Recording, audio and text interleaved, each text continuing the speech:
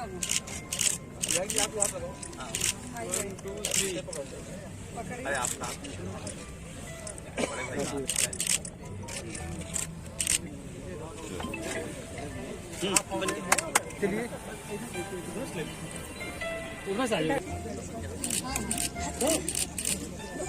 अरे क्या काट रहे हो तुम? क्या देख बना रहे हो?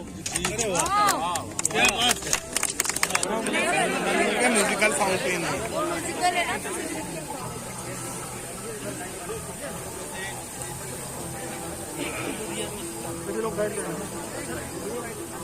अरे ज्योति अंदर जाओगे क्या भाई? पीछे आ जाओ।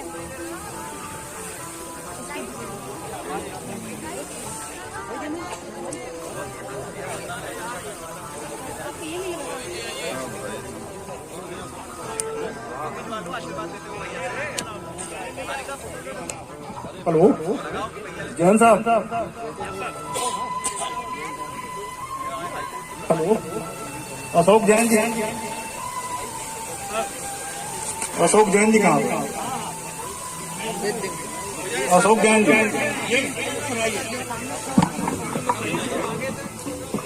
हेलो हेलो हेलो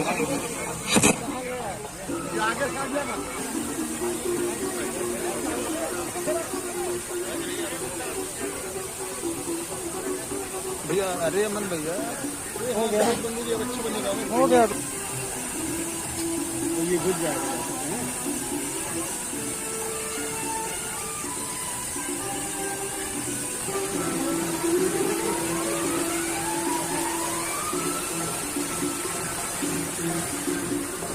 बस करो नहीं रहा। हेलो बधाई की बात है। हमारी सीमा जी ये सीमा से हट के कार्य करती है। ये आज आपको बता दें, इन्होंने जो प्रयास किया राहत होनी चाहिए, क्योंकि हमने वो दिन देखा है जो सुबह 5 बजे सबसे पहले आने वालों में हमारी बड़ी भाभी थी। बहुत ही हर्ष का विषय है। बहुत दिनों से ये फाउंटेन जो खराब था, बहुत ही कोशिशों के बाद लॉकडाउन में किस तरह से हम लोगों ने गुरुदेव भगवान को दीपक दिखा रहा है, क्योंकि यहाँ वाले सब जानते हैं।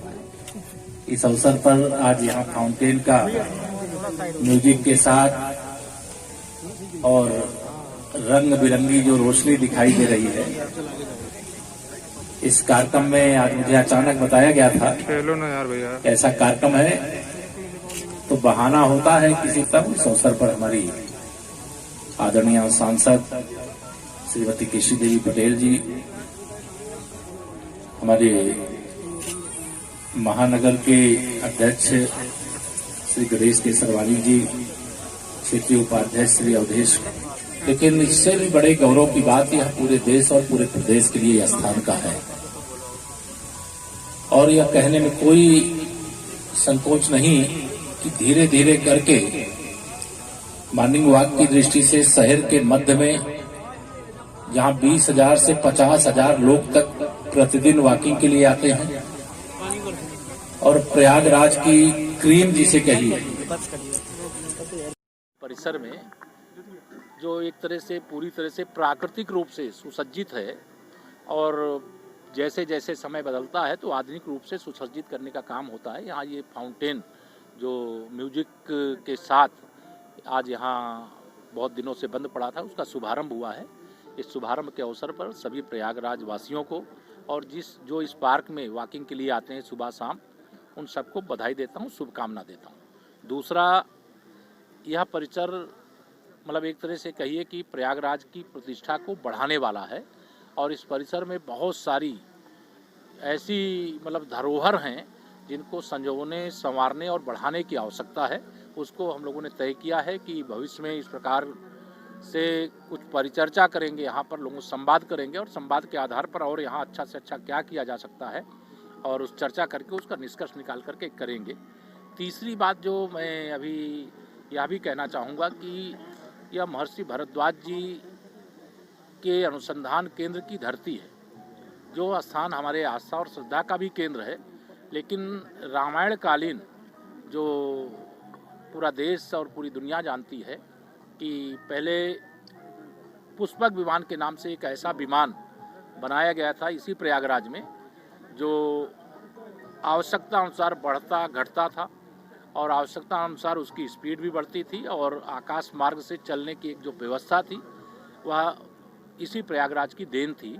तो हम लोग आज यह भी यहाँ पर कहना चाहेंगे कि आने वाले समय में जैसे महर्षि भरद्वाज जी की या विशालतम प्रतिमा लगी है जिसमें प्रयागवासी भी गौरव की अनुभूति करते हैं और देश के किसी राज्य से, दुनिया के किसी देश से लोग आते हैं तो आज वहाँ जाते हैं और अपने फ़ोटो भी खिंचाने का काम, सेल्फी खींचने का काम यह भी करते हैं।